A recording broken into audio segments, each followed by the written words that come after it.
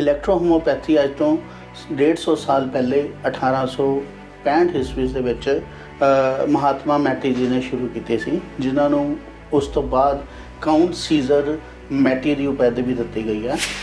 Homeopathy ਹੈ ਜਾਂ ਹੋਰ ਯੂਨਾਨੀ et cetera.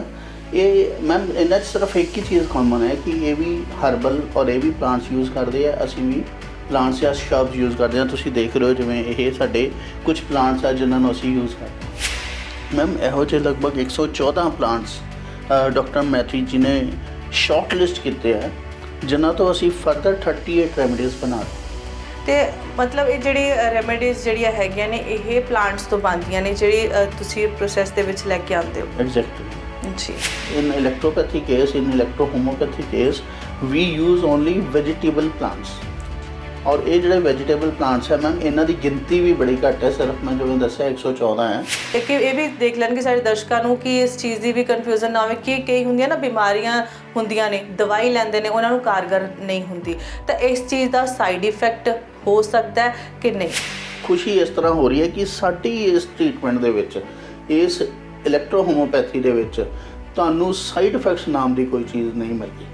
You can say that it is absolutely zero side effects you will find in these drugs. ਤੁਹਾਡਾ ਇੱਕ ਬਰਤਨ ਖਾਲੀ ਹੈ, ਉਹਦੇ ਵਿੱਚ ਤੁਸੀਂ ਉਹਨੂੰ ਭਰ ਦਿੱਤਾ, ਠੀਕ ਹੈ ਨਾ, ਬਟ ਇਨ ਦਿਸ ਕੇਸ ਉਹ ਆਪਾਂ ਭਰਨ ਦੀ ਗੱਲ ਨਹੀਂ ਕਰਦੇ, ਅਸੀਂ ਤੁਹਾਡੀ ਬੋਡੀ ਨੂੰ ਲਾਉਂਦੇ ਹਾਂ ਕਿ ਉਹ ਆਪਦਾ ਕੰਮ ਕਾਰਗਰ ਤਰੀਕੇ ਨਾਲ ਕਰੇ। ਅਤੇ ਜਿਹੜੀ ਡੈਪਰੀਵਿਟੀ ਆ ਰਹੀ ਹੈ ਮੈਟਾਬੋਲਿਜ਼ਮ ਦੇ ਵਿੱਚ, ਜਿਹਦੀ ਵਜ੍ਹਾ ਕਰਕੇ ਤੁਹਾਡੇ ਵਿਟਾਮਿਨਸ ਨਹੀਂ ਕ੍ਰੀਏਟ ਹੋ ਰਹੇ, ਬਣ ਨਹੀਂ ਰਹੇ, ਉਹ ਕ੍ਰੀਏਟ ਕੀਤੇ ਜਾਣ through your body itself. Ma'am protocol ਦੇ ਅਕੋਰਡਿੰਗਲੀ ਮੈਮ ਐਲੋਪੈਥੀ ਦੇ ਵਿੱਚ ਇਹਦਾ ਇਲਾਜ ਸਿਰਫ ਪਿੱਤਾ ਰਿਮੂਵਲ ਹੈ, ਉਹ ਪਿੱਤਾ ਕੱਢ ਦਿੰਦੇ। ਬਟ ਸਾਡੀ ਪੈਥੀ ਦੇ ਵਿੱਚ ਮੈਮ ਐਗਜ਼ੈਕਟਲੀ ਅਸੀਂ ਪੱਥਰੀ ਹੀ ਕੱਢਦੇ। ਐਕਚੁਅਲੀ ਜਿਵੇਂ ਹੁਣ ਆਪਾਂ ਕੈਟਰੈਕਟ ਦੀ ਗੱਲ ਕਰਦੇ ਹਾਂ, ਅਤੇ ਕੈਟਰੈਕਟ ਮੈਮ ਜੇ ਬਿਫੋਰ ਹੈਂਡ ਸਾਨੂੰ ਪਤਾ ਲੱਗ ਜਾਂਦਾ ਵੀ ਕੈਟਰੈਕਟ ਆ ਰਿਹਾ, ਜਾਂ ਹਲੇ ਉਹ ਬੜੀ ਇਨੀਸ਼ੀਅਲ ਸਟੇਜ 'ਤੇ ਹੁੰਦਾ, ਅਤੇ ਵੀ ਕੈਨ ਗੈਟ ਇਟ ਰੈਕਟੀਫਾਈਡ। ਬਹੁਤ ਸਾਰੇ ਸਾਲ ਆਪਾਂ ਲੰਘਾ ਸਕਦੇ ਹਾਂ ਬਿਨਾਂ ਕੈਟਰੈਕਟ ਆਏ। ਇਸੇ ਤਰ੍ਹਾਂ ਮੈਮ ਗਲੂਕੋਮਾ ਦਾ ਦੇਖੋ ਆਪਰੇਸ਼ਨ ਹੀ ਮੁੜ ਕੇ ਹੱਲ ਹੁੰਦਾ ਹੈ ਆਫਟਰ ਮੈਡੀਕੇਸ਼ਨ। ਤਾਂ ਸਾਡੀ ਪੈਥੀ ਦੇ ਵਿੱਚ ਮੈਮ ਈਵਨ ਉਹਦਾ ਵੀ ਬੜਾ ਸક્ષਮ ਟ੍ਰੀਟਮੈਂਟ ਹੈਗਾ। ਇੰਡੀਆ ਪੰਜਾਬ ਇਕੱਲਾ ਹੀ ਨਹੀਂ, ਬਹੁਤ ਸਾਰੀਆਂ ਕਿ ਲਗਭਗ ਸਾਰੀਆਂ ਸਟੇਟਸ ਵਿੱਚ ਇਹ ਬੜੀ ਪ੍ਰਚਲਿਤ ਹੈ। ਮੋਰ ਦੈਨ 14,000 ਜਿਹੜੇ ਡਾਕਟਰਸ ਹੈਗੇ ਆ ਉਹ ਤਾਂ ਇਕੱਲੀ ਇੱਕ ਫਾਰਮਾ ਨਾਲ ਹੀ ਜੁੜੇ ਹੋਏ ਆ।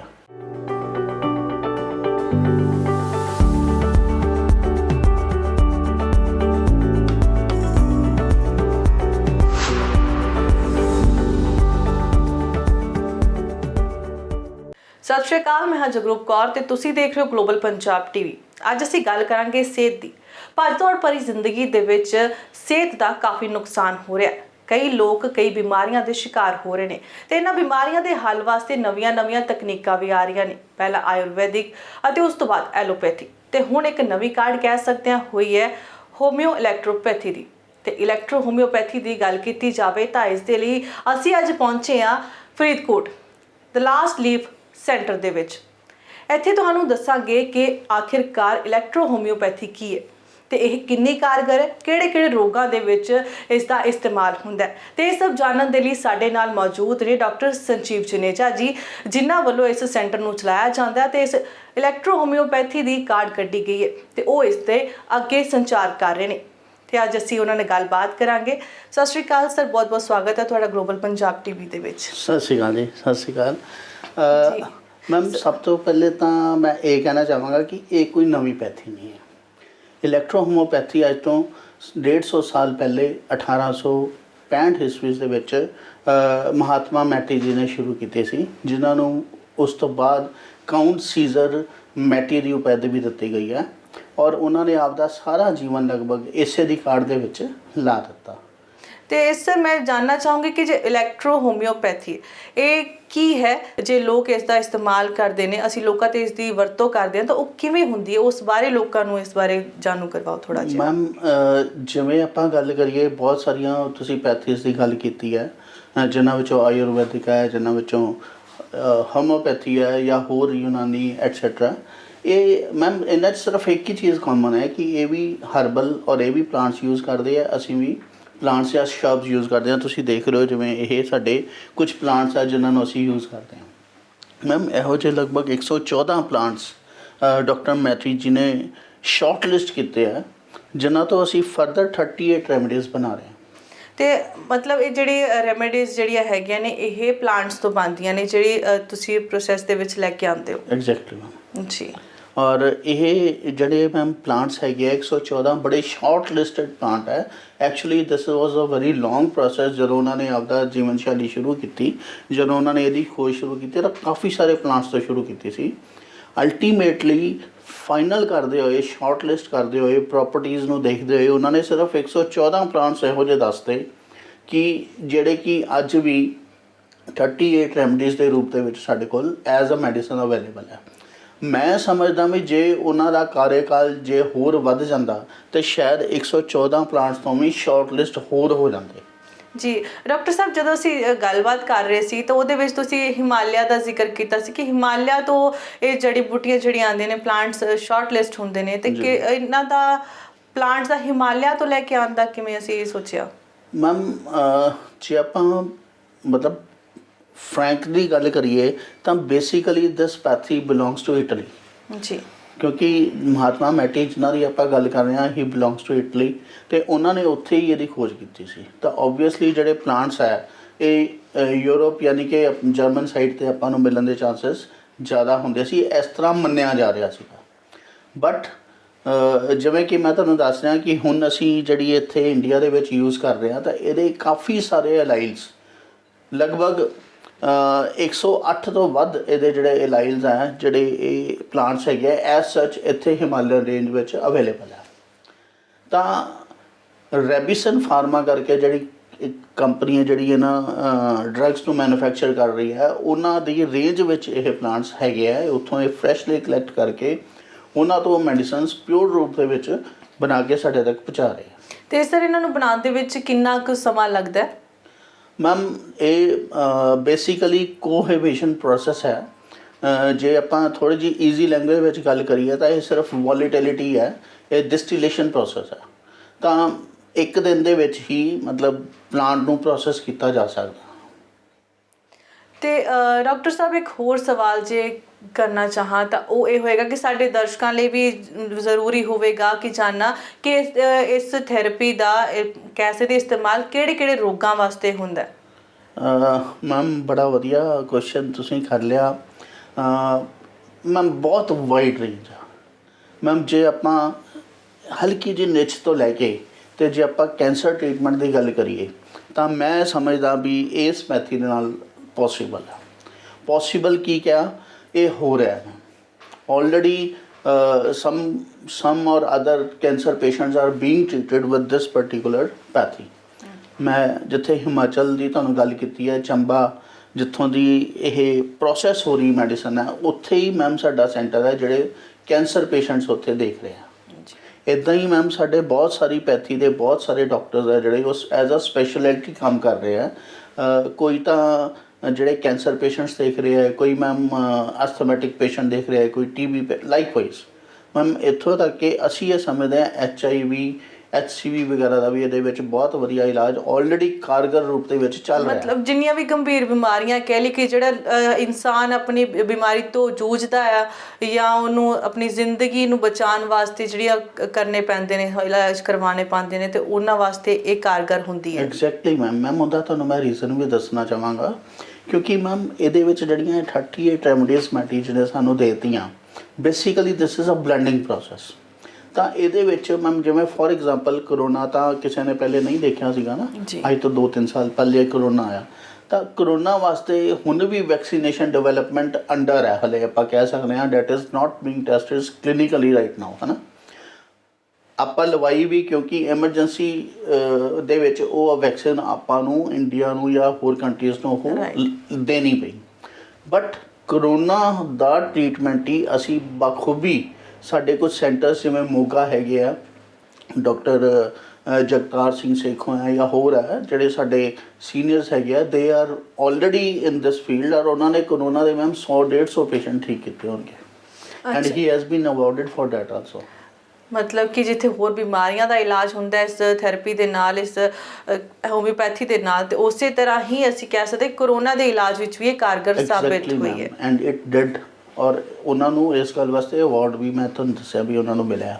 ਤਾਂ ਆਈ ਮੀਨ ਟੂ ਸੇ ਵੀ ਜਿਹੜੀਆਂ ਵੀ ਬਿਮਾਰੀਆਂ ਅਸੀਂ ਸਮਝਦੇ ਹਾਂ ਵੀ ਜਿਹੜੀਆਂ ਹਲੇ ਫਿਊਚਰ 'ਚ ਵਿੱਚ ਵੀ ਆ ਰਹੀਆਂ, ਕਿਉਂਕਿ ਬੇਸਿਕਲੀ ਮੈਮ ਬਿਮਾਰੀਆਂ ਜਿਹੜੀਆਂ ਪਹਿਲੀਆਂ ਬਿਮਾਰੀਆਂ ਦਾ ਹੀ ਵਿਗੜਿਆ ਜਾਂ ਬਣਿਆ ਹੋਇਆ ਰੂਪ ਲੈ ਕੇ ਆ ਰਹੀਆਂ, ਤਾਂ ਉਹਨਾਂ ਦਾ already treatment in form of these shrubs sir ਇੱਕ ਚੀਜ਼ ਜਿਸ ਤਰ੍ਹਾਂ ਹੁਣ ਗੱਲ ਕਰਦੇ ਮੈਨੂੰ ਹੋ ਸਕਦਾ ਮੈਂ ਕਨਫਿਊਜ਼ ਹੋ ਗਈਆਂ, ਸਾਡੇ ਦਰਸ਼ਕ ਵੀ ਹੋ ਸਕਦੇ ਨੇ, ਤੇ ਉਹਨਾਂ ਨੇ ਇੱਕ ਵਾਰੀ ਦੁਬਾਰਾ ਤੋਂ ਕਲੀਅਰ ਜਿਹੜੀ ਕਰ ਦਈਏ ਗੱਲ ਕਿ ਇੱਕ ਹੋਮਿਓਪੈਥੀ ਹੁੰਦੀ ਹੈ ਤੇ ਹੋਮਿਓਪੈਥੀ ਤੋਂ ਬਾਅਦ ਇਲੈਕਟ੍ਰੋਪੈਥੀ ਹੈ, ਤੇ ਇਹਦੇ ਵਿੱਚ ਥੋੜਾ ਡਿਫਰੈਂਸ ਮਤਲਬ ਕੀ ਹੈ ਕਿ ਕਿਵੇਂ ਉਹਨਾਂ ਲਈ ਇਹ ਚੀਜ਼ ਕਾਰਗਰ ਹੈ? ਮੈਮ ਜਿਵੇਂ ਮੈਂ ਪਹਿਲੇ ਦੱਸਿਆ, ਸਿਵਾਏ ਇਸ ਚੀਜ਼ ਦੇ ਕਿ ਪਲਾਂਟਸ ਹੀ ਉਹ ਯੂਜ਼ ਕਰਦੇ ਤੇ ਪਲਾਂਟਸ ਹੀ ਅਸੀਂ ਯੂਜ਼ ਕਰਦੇ ਹਾਂ, ਬਾਕੀ ਸਾਰਾ ਕੁਝ ਡਿਫਰੈਂਟ ਜੀ। ਮੈਮ ਹੋਮਿਓਪੈਥੀ ਜਿਹੜੀ ਹੈਗੀ ਹੈ ਮੈਮ ਬੇਸਿਕਲੀ ਉਹ ਪਲਾਂਟਸ ਦਾ ਯੂਜ਼ ਕਰਦੀ ਹੈ, ਬਟ ਉਹਨਾਂ ਦੀ ਡਿਫਰੈਂਟ ਫਾਰਮ ਦੇ ਡਿਫਰੈਂਟ ਯਾਨੀ ਕਿ ਉਹ ma'am dried plants mostly use ਕਰਦੀ ਹੈ, ਉਹ ਪਾਰਟਸ ਆਫ ਪਲਾਂਟ ਯੂਜ਼ ਕਰਦੇ ਆ। ਉਹਨਾਂ ਦੇ ਵਿੱਚ ਮੈਮ ਕਾਫੀ ਕੁਛ ਇਹੋ ਜਿਹੀਆਂ ਅਰਦਨ ਹੋਰ ਚੀਜ਼ਾਂ ਵੀ ਯੂਜ਼ ਹੋ ਸਕਦੀਆਂ ਜਿਹੜੀਆਂ ਪਲਾਂਟਸ ਦੇ ਨਾਲ ਉਹਨਾਂ ਨੂੰ ਮਿਲਦੀਆਂ। But in this case, in electropathy case, in electrohomeopathy case, we use only vegetable plants. और ये ਜਿਹੜੇ vegetable plants ਹੈ ਮੈਮ ਇਹਨਾਂ ਦੀ ਗਿਣਤੀ ਵੀ ਬੜੀ ਘੱਟ ਹੈ, ਸਿਰਫ ਮੈਂ ਜਿਵੇਂ ਦੱਸਿਆ 114 ਹੈ। In homeopathy you will find more than 1000 of plants are there.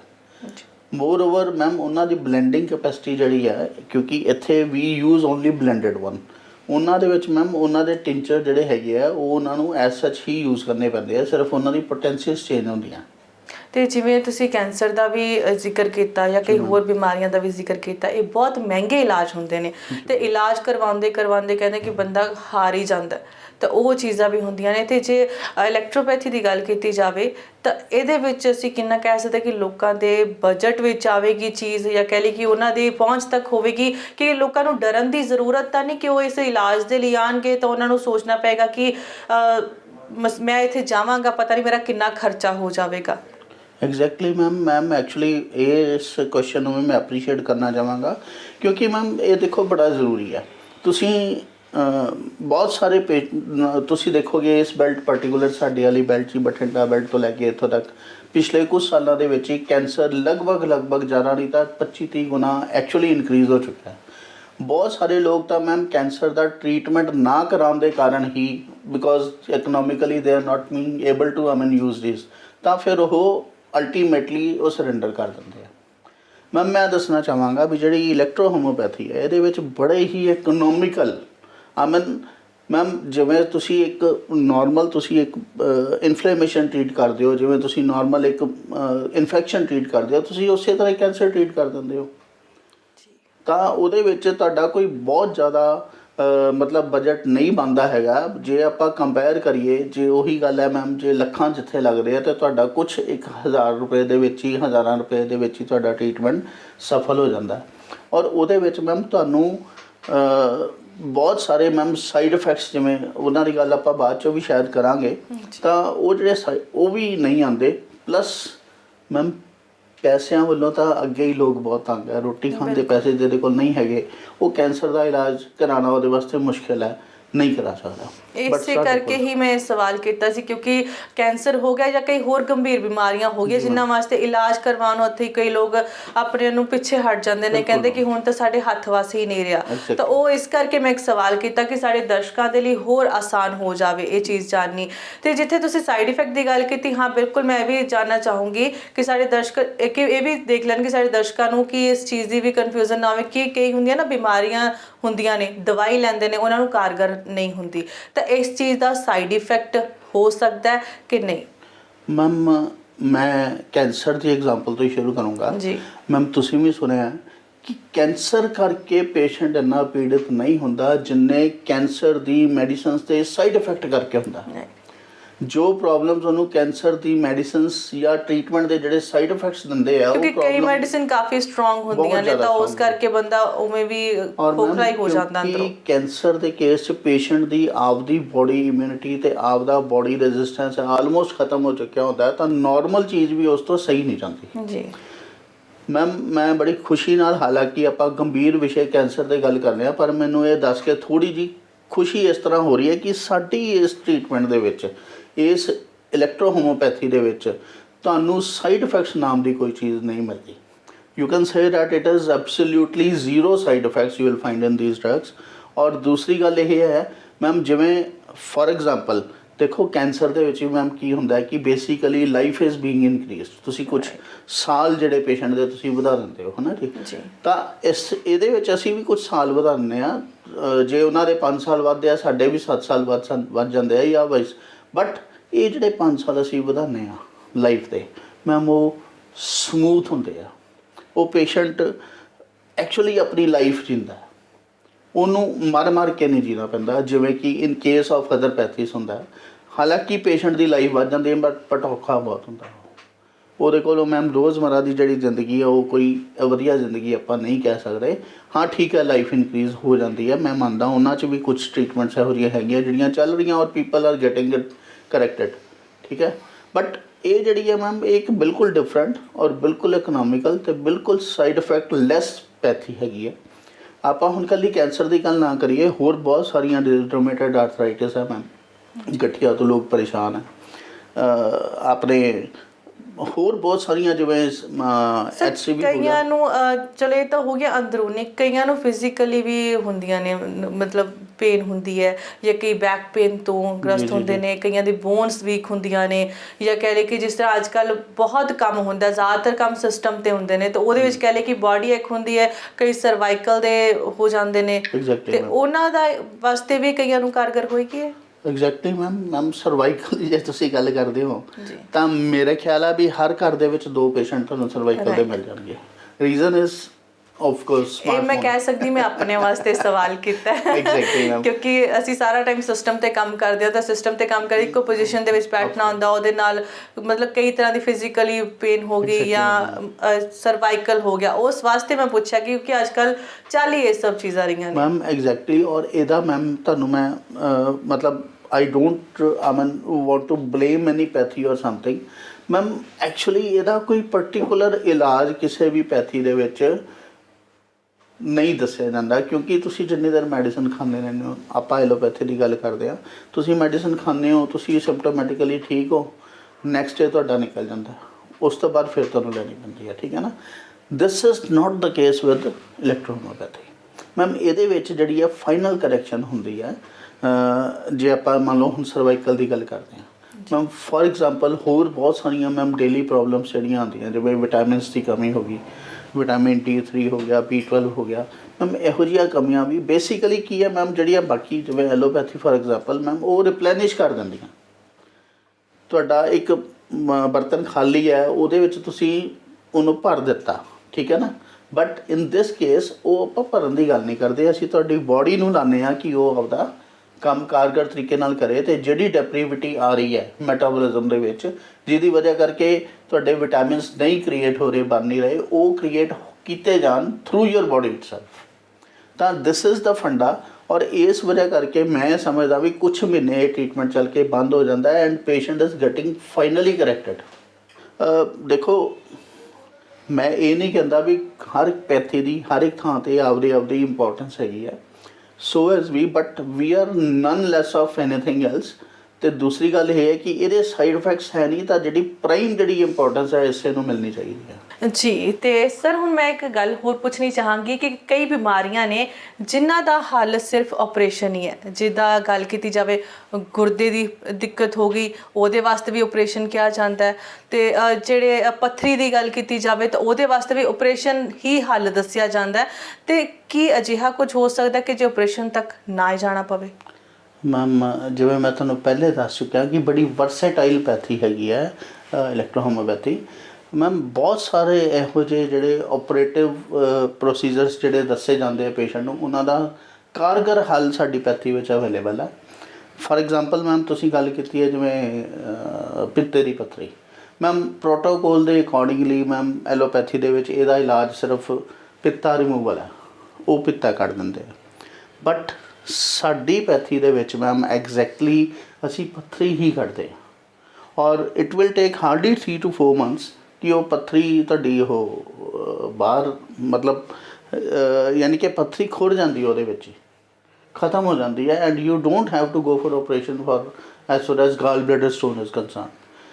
ਰਸੌਲੀਆਂ ਹੋ ਗਈਆਂ, ਪਿੱਤੇ ਦੀਆਂ ਰਸੌਲੀਆਂ ਹੋ ਗਈਆਂ, ਜਿਨ੍ਹਾਂ ਦਾ ਇਲਾਜ ਉਹੀ ਵਨਸ ਅਗੇਨ ਰਿਮੂਵਲ ਆਫ ਗਾਲ ਹੈ।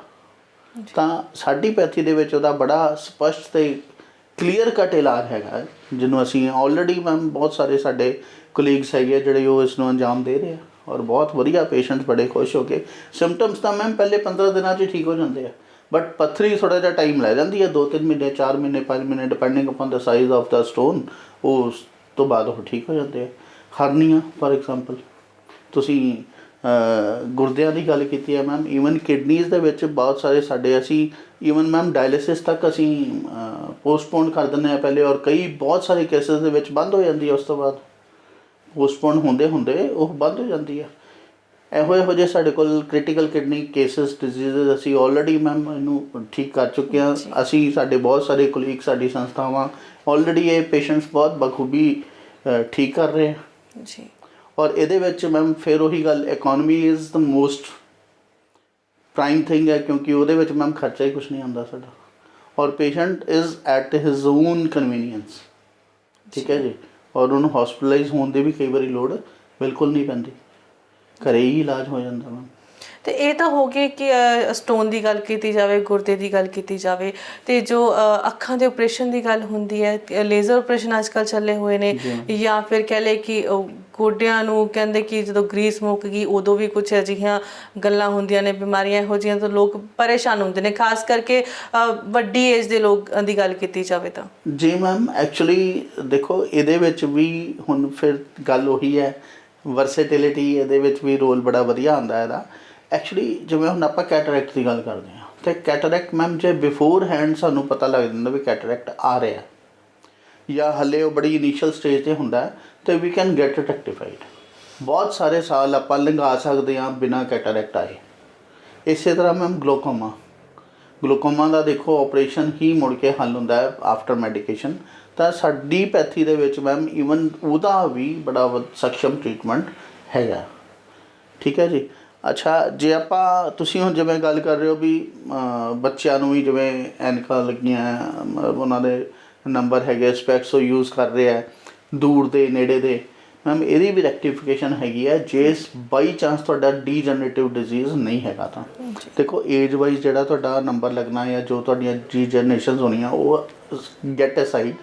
ਅਦਰਵਾਈਜ਼ ਜੇ ਐਕਸੀਡੈਂਟਲ ਜਾਂ ਅਬਰਪਟ ਕੋਈ ਅਦਰਵਾਈਜ਼ ਮੈਟਾਬੋਲਿਕ ਚੇਂਜਸ ਕਰਕੇ ਤੁਹਾਡੇ ਸਪੈਕਸ ਲੱਗੇ ਆ ਤਾਂ we can remove those also within 6 to 8 months। ਮੰਨ ਲਓ 1 ਜਾਂ 2 ਨੰਬਰ ਹੈ, ਅਸੀਂ 6 ਤੋਂ 8 ਮਹੀਨਿਆਂ ਦੇ ਵਿੱਚ ਉਹ ਰਿਮੂਵ ਕਰ ਦਿੰਦੇ ਹਾਂ। ਜੀ ਸਰ, ਤੁਸੀਂ ਬੱਚਿਆਂ ਦਾ ਜ਼ਿਕਰ ਕੀਤਾ ਤਾਂ ਮੇਰੇ ਜ਼ਹਿਨ ਦੇ ਵਿੱਚ ਇੱਕ ਸਵਾਲ ਹੈ ਕਿ ਜੇ ਅਸੀਂ ਹਰ ਇੱਕ ਬਿਮਾਰੀ ਦੀ ਗੱਲ ਕਰ ਰਹੇ ਹਾਂ, ਕਿ ਇਹਦੇ ਵਿੱਚ ਕੋਈ ਏਜ ਲਿਮਿਟ ਵੀ ਹੈਗੀ ਹੈ? ਮੈਮ ਅਸੀਂ ਕਿ ਜੇ ਆਪਣੀ ਥੈਰੇਪੀ ਦੀ ਮੈਮ ਵਿਦਨ ਦ ਫੀਟਸ ਅਸੀਂ ਆਪਦਾ ਟਰੀਟਮੈਂਟ ਸ਼ੁਰੂ ਕਰ ਸਕਦੇ ਹਾਂ। ਓਕੇ। ਐਂਡ ਏਜ ਆਫ 100 ਬਸ, ਠੀਕ ਹੈ ਨਾ ਜੀ। ਤੇ ਤੁਸੀਂ ਇਹ ਟ੍ਰੀਟਮੈਂਟ ਕਈਆਂ ਨੂੰ ਹੁੰਦਾ ਨਾ ਕਿ ਵੱਡੇ ਬੱਚੇ ਨੂੰ ਹੋ ਗਿਆ ਜਾਂ ਯੰਗ ਏਜ ਦੇ ਵਿੱਚ, 올ਡ ਏਜ ਵਿੱਚ, ਤੇ ਬੱਚਿਆਂ ਨੂੰ ਜਿਹੜੇ ਛੋਟੇ ਅੰਡਰ 18 ਕਹਿ ਲਈਏ ਕਿ ਉਹਨਾਂ ਵਾਸਤੇ ਨਹੀਂ ਹਾਲੇ ਕਲੀਅਰ ਹੈ ਕਿ ਉਸ ਨੂੰ ਇਸ ਥੈਰੇਪੀ ਦੀ ਲੋੜ ਹੈ ਕਿ ਨਹੀਂ, ਜਾਂ ਉਸਨੇ ਇਸ ਥੈਰੇਪੀ ਦੇ ਸਕਦੇ ਹਾਂ ਕਿ ਨਹੀਂ ਦੇ ਸਕਦੇ। ਉਸ ਆਧਾਰ 100% ਦੇ ਸਕਦੇ ਹਾਂ, 100% ਹੀ ਦੇ ਸਕਦੇ ਹਾਂ, ਕਿਉਂਕਿ ਅਸੀਂ ਜਦੋਂ ਵਾਰਮ ਦੀ ਗੱਲ ਕਰ ਰਹੇ ਹਾਂ ਮੈਮ, ਸਭ ਤੋਂ ਕ੍ਰਿਟੀਕਲ ਪਾਰਟ ਉਹੀ ਹੁੰਦਾ ਹੈ। ਐਂਡ ਜੇ ਅਸੀਂ ਉੱਥੋਂ ਅਸੀਂ ਜੇ ਮਤਲਬ ਕੱਢ ਕੇ ਲੈ ਕੇ ਜਾ ਸਕਦੇ ਹਾਂ ਡਿਜ਼ੀਜ਼ ਨੂੰ, ਤੇ ਫਿਰ 18 ਇਜ਼ ਨਾਟ ਐਨ ਏਜ, ਹੈ ਨਾ, ਲਾਈਕ ਵੀ ਉਹਦੇ ਵਿੱਚ ਆਪਾਂ ਨੂੰ ਜ਼ਿਆਦਾ ਸੋਚਣ ਦੀ ਲੋੜ ਨਹੀਂ ਹੈਗੀ। ਬਿਲਕੁਲ। ਤੇ ਮੋਰ ਓਵਰ ਮੈਮ, ਬਲਕਿ ਇਹ ਤਾਂ ਤੁਸੀਂ ਡਿਜ਼ੀਜ਼ਸ ਦੀ ਗੱਲ ਕਰ ਰਹੇ ਹੋ ਨਾ ma'am, if we don't talk about diseases, Mahatma Mattei ਦਾ ਜਿਹੜਾ ਐਕਚੁਅਲ ਮੋਟੋ ਸੀਗਾ ਉਹ ਕੀ ਸੀਗਾ? He wanted that how to keep your health in your pocket. ਜੀ।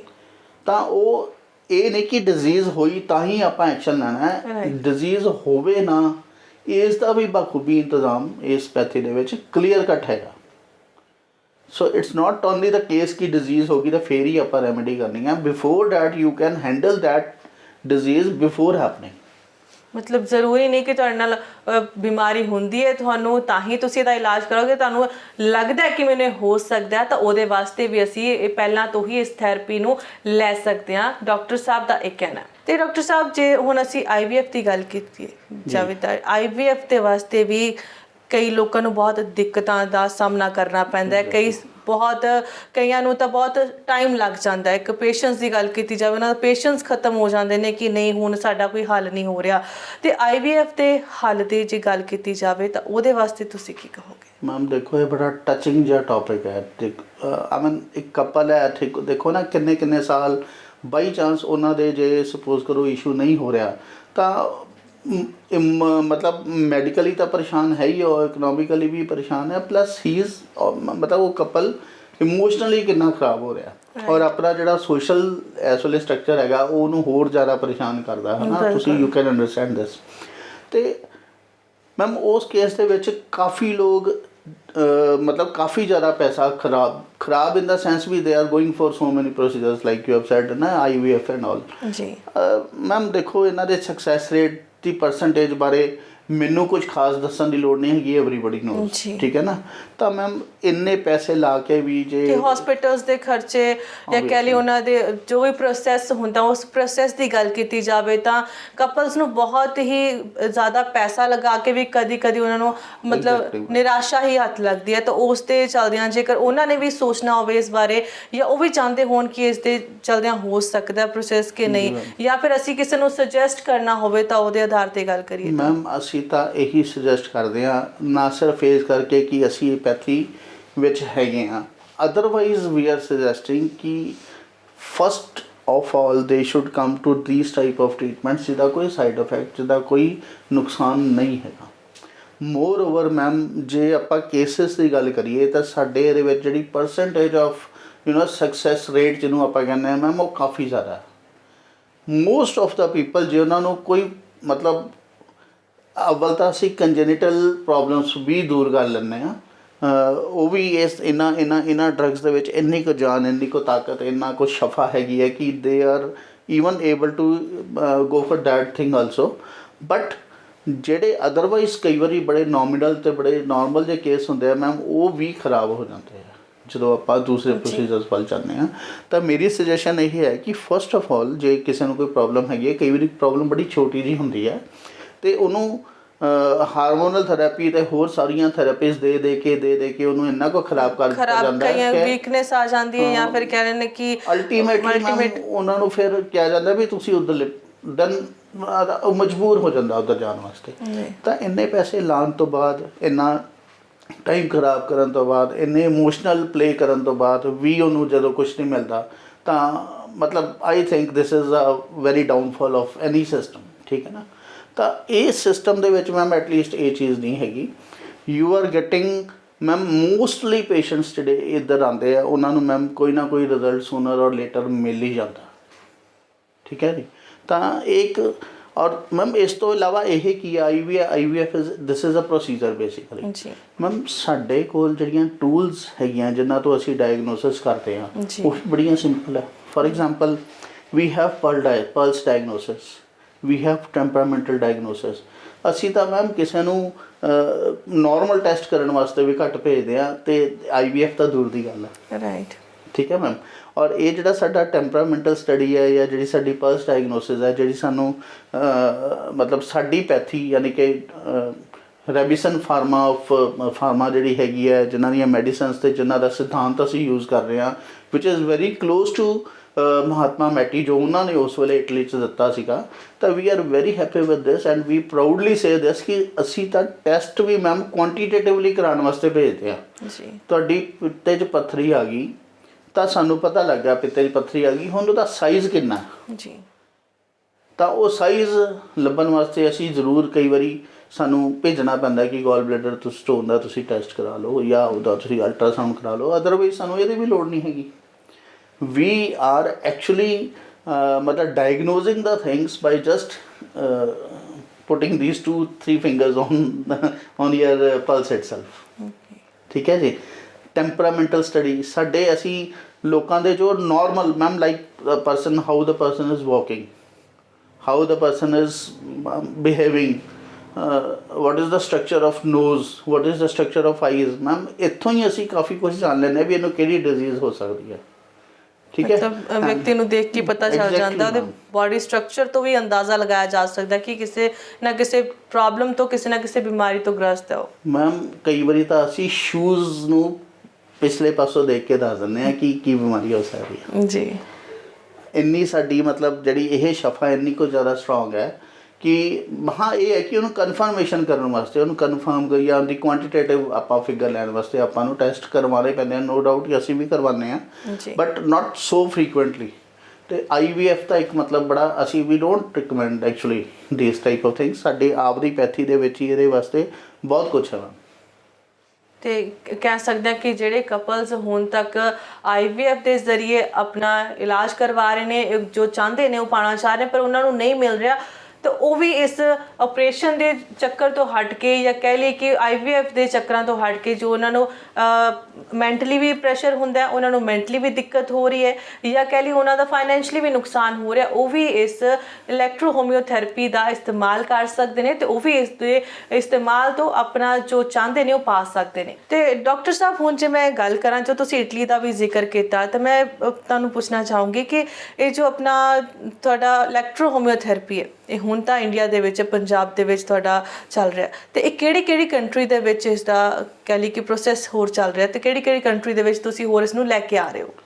ਮੈਮ ਮੈਂ ਦੱਸਣਾ ਚਾਹਾਂਗਾ ਕਿ ਇੰਡੀਆ, ਪੰਜਾਬ ਇਕੱਲਾ ਹੀ ਨਹੀਂ, ਬਹੁਤ ਸਾਰੀਆਂ ਕਿ ਲਗਭਗ ਸਾਰੀਆਂ ਸਟੇਟਸ ਵਿੱਚ ਇਹ ਬੜੀ ਪ੍ਰਚਲਿਤ ਹੈ। ਮੋਰ ਦੈਨ 14,000 ਜਿਹੜੇ ਡਾਕਟਰਸ ਹੈਗੇ ਆ ਉਹ ਤਾਂ ਇਕੱਲੀ ਇੱਕ ਫਾਰਮਾ ਨਾਲ ਹੀ ਜੁੜੇ ਹੋਏ ਆ। ਇਸ ਤੋਂ ਇਲਾਵਾ ਮੈਮ ਜੇ ਆਪਾਂ ਇੰਡੀਆ ਤੋਂ ਬਾਹਰ ਦੀ ਗੱਲ ਕਰੀਏ ਤਾਂ ਆਪਣਾ ਬੜਾ neighbouring country Pakistan, then Italy, German, ਇਹ ਸਾਰੀਆਂ ਤਾਂ ਹੈ ਹੀ ਹੈ। ਇਸ ਤੋਂ ਇਲਾਵਾ Chicago, even USA is now in being involved. ਤਾਂ ਕਾਫੀ ਕੰਟਰੀਜ਼ ਦੇ ਵਿੱਚ ਇਹਦਾ ਪ੍ਰਚਲਨ ਸ਼ੁਰੂ ਹੋ ਚੁੱਕਿਆ ਹੈ ਔਰ ਕਾਫੀ ਲੋਕ ਇਹਦਾ ਫਾਇਦਾ ਉੱਥੇ ਉਠਾ ਰਹੇ ਆ। ਜੀ, ਤੇ ਜਿਸ ਤਰ੍ਹਾਂ ਡਾਕਟਰ ਸਾਹਿਬ ਨੇ ਦੱਸਿਆ ਕਿ ਵਰਲਡ ਦੇ ਵਿੱਚ ਕਈ ਕੰਟਰੀਜ਼ ਦੇ ਵਿੱਚ ਹੁਣ ਇਲੈਕਟ੍ਰੋ ਹੋਮਿਓਪੈਥੀ ਦਾ ਨਾਲ ਇਲਾਜ ਸ਼ੁਰੂ ਹੋ ਚੁੱਕਿਆ, ਤੇ ਫਿਲਹਾਲ ਅਸੀਂ ਹੈਗੇ ਹਾਂ ਫਰੀਦਕੋਟ ਦੇ ਵਿੱਚ ਤੇ ਲਾਸਟ ਲੀਫ ਕੇਅਰ ਸੈਂਟਰ ਦੇ ਵਿੱਚ, ਜਿੱਥੇ ਦੱਸਿਆ ਗਿਆ ਕਿ ਕਿਵੇਂ ਲੋਕ ਹੁਣ ਇਲੈਕਟ੍ਰੋ ਹੋਮਿਓਥੈਰੇਪੀ ਦੇ ਨਾਲ ਇਲਾਜ ਕਰਵਾ ਸਕਦੇ ਨੇ ਤੇ ਇਸ ਦਾ ਫਾਇਦਾ ਲੈ ਸਕਦੇ ਨੇ। ਤਾਂ ਹੁਣ ਜਾਂਦੇ ਆਪਣੇ ਦਰਸ਼ਕਾਂ ਨੂੰ ਅਸੀਂ ਡਾਕਟਰ ਸਾਹਿਬ ਤੋਂ ਪੁੱਛਦੇ ਹਾਂ ਕਿ ਸਾਡੇ ਦਰਸ਼ਕਾਂ ਲਈ ਡਾਕਟਰ ਸਾਹਿਬ ਤੁਸੀਂ ਕੀ ਸੁਨੇਹਾ ਦੇਣਾ ਚਾਹੋਗੇ ਕਿ ਆਪਣੀ ਸਿਹਤ ਦਾ ਕਿੱਦਾਂ ਖਿਆਲ ਰੱਖਣ, ਤੇ ਤੁਸੀਂ ਆਪਣਾ ਜਿਹੜੇ ਤੁਹਾਡੇ ਇਲੈਕਟ੍ਰੋ ਹੋਮਿਓਥੈਰੇਪੀ ਹੈ ਉਹਦੇ ਵਾਸਤੇ ਆਪਣੇ ਦਰਸ਼ਕਾਂ ਦੇ ਲਈ ਕੀ ਸੁਨੇਹਾ ਦਿਓਗੇ? ਮੈਮ ਇਹਦੇ ਬਾਰੇ ਮੈਂ ਇਹ ਕਹਿਣਾ ਚਾਹੂੰਗਾ, ਦੇਖੋ ਭੱਜ ਦੌੜ ਦੀ ਲਾਈਫ ਹੈਗੀ ਹੈ, ਠੀਕ ਹੈ। ਹਰ ਬੰਦੇ ਕੋਲ ਬਾਕੀ ਸਾਰਾ ਕੁਛ ਹੈ, ਟਾਈਮ ਨਹੀਂ ਹੈਗਾ, ਠੀਕ ਹੈ। ਔਰ ਇਸ ਦੇ ਚੱਲਦੇ ਬਹੁਤ ਸਾਰੀਆਂ ਚੀਜ਼ਾਂ ਆਪਦੇ ਸਿਹਤ ਪੱਖੋਂ ਇਗਨੋਰ ਕਰ ਦਿੰਦਾ ਬੰਦਾ। ਲਾਈਫ ਸਟਾਈਲ ਕੁਛ ਇਹੋ ਜਿਹਾ ਹੈਗਾ, ਆਪਾਂ ਨੂੰ ਸਾਰਾ ਕੁਛ ਕਰਨਾ ਪੈਂਦਾ, ਸੁੱਖਣਾ ਪਾਰਟੀਜ਼ ਵੀ ਅਟੈਂਡ ਕਰਨੀਆਂ ਪੈਂਦੀਆਂ, ਸੋਸ਼ਲ ਸਰਕਲ ਹੈਗੇ ਆ ਬੰਦੇ ਦੇ, ਠੀਕ ਹੈ।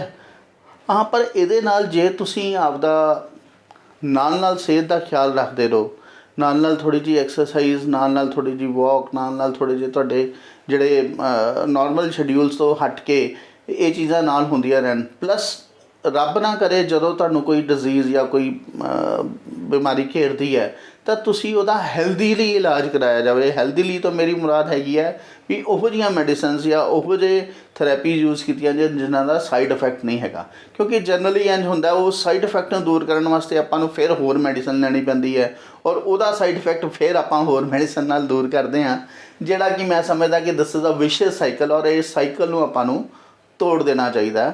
ਸੋ go for healthy treatments, go for healthy medicines, ਕਸਰਤ ਕਰੋ, ਵਿਆयाम ਕਰੋ, ਖੁਸ਼ ਰਹੋ। ਸਭ ਤੋਂ ਵੱਡੀ ਗੱਲ ਹੈ ਕਿ happiness ultimate aim of anybody in this world. ਜੋ ਵੀ ਆਪਾਂ ਕਰਦੇ ਹਾਂ ਉਹਦਾ ਏਮ ਇਹੀ ਹੈ ਕਿ ਉਹਨੇ ਖੁਸ਼ ਰਹਿਣਾ, ਅਤੇ ਖੁਸ਼ ਆਪਾਂ ਰਵਾਂਗੇ ਤਾਂ ਆਪਣੇ ਵਾਸਤੇ ਆਪਣੇ ਆਪ ਹੀ ਇੱਕ ਹੈਲਥ ਨੂੰ ਇਨਵੀਟੇਸ਼ਨ ਹੋਏਗਾ। ਜੀ, ਤਾਂ ਇਹ ਸਨ ਸਾਡੇ ਨਾਲ ਡਾਕਟਰ ਸੰਜੀਵ ਜਨੇਜਾ ਜੀ, ਜਿਨ੍ਹਾਂ ਨੇ ਅੱਜ ਸਾਰੇ ਹੀ ਦਰਸ਼ਕਾਂ ਨੂੰ ਦੱਸਿਆ ਕਿ ਕਿਵੇਂ ਆਪਣੀ ਬਿਮਾਰੀ ਦਾ ਇਲਾਜ ਕਰਵਾ ਸਕਦੇ ਨੇ ਤੇ ਇਲੈਕਟ੍ਰੋ ਹੋਮਿਓਥੈਰੇਪੀ ਦੇ ਨਾਲ ਹੁਣ ਆਪਣੀ ਜ਼ਿੰਦਗੀ ਦੇ ਵਿੱਚ ਖੁਸ਼ਹਾਲੀ ਵੀ ਲਿਆ ਸਕਦੇ ਨੇ, ਜਿਹੜੀਆਂ ਦਿੱਕਤਾਂ ਪਰੇਸ਼ਾਨੀਆਂ ਨੇ ਉਹਨਾਂ ਨੂੰ ਦੂਰ ਕਰ ਸਕਦੇ ਨੇ। ਤੇ ਇਸੇ ਤਰ੍ਹਾਂ ਅਸੀਂ ਹੋਰ ਵੀ ਤੁਹਾਡੇ ਸਾਹਮਣੇ ਕਿਸੇ ਨਾ ਕਿਸੇ ਮਾਹਰ ਨੂੰ ਲੈ ਕੇ ਆਵਾਂਗੇ ਜੋ ਤੁਹਾਡੀਆਂ ਸਮੱਸਿਆਵਾਂ ਦਾ ਹੱਲ ਕਰ ਸਕਣਗੇ ਅਤੇ ਤੁਹਾਡੇ ਜੀਵਨ ਨੂੰ ਖੁਸ਼ਹਾਲ ਬਣਾਉਣ ਦੇ ਵਿੱਚ ਮਦਦ ਕਰਨਗੇ। ਤਾਂ ਫਿਲਹਾਲ ਮੈਨੂੰ ਜਗਰੂਪ ਕੌਰ ਨੂੰ ਦਿਓ ਇਜਾਜ਼ਤ, ਫਿਰ ਕਿਸੇ ਹੋਰ ਸ਼ਖਸੀਅਤ ਦੇ ਨਾਲ ਤੁਹਾਨੂੰ ਮਿਲਾਂਗੇ। ਤਦ ਤੱਕ ਲਈ ਮੈਨੂੰ ਦਿਓ ਇਜਾਜ਼ਤ। ਸਤਿ ਸ਼੍ਰੀ ਅਕਾਲ।